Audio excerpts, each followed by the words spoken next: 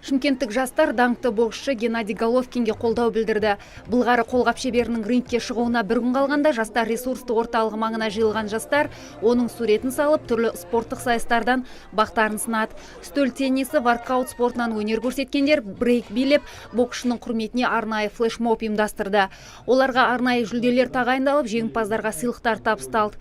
Айта кетейік, Американың Лос-Анджелес қаласында өткен жекпе-жекте Геннадий Головкин мен мексикандық Альварес Канело өнер көрсетіп, төрешілердің шешімімен олар тең ұпай алған болатын. Өздері ұйымдастырып, осыны бастама көтерген болатын. Осы біздің оңтүстік Қазақстан облысының жастар ресурс орталығы қолдауыменен осы алаңда осындай спорттық акция өтіп жатыр. Бұның тегінен емес, себебі күні ертең біздің елімізді бүкіл әлемге танытып жүрген кәсіби боксшы Геннадий Головкиннің алдағы кезекте жекпе-жегі тұр. Сол жекпе-жекке қолдау білдіру мақсатында жастарымыз осындай арнайы флешмоб спорттық акция ұйымдастырып жатыр.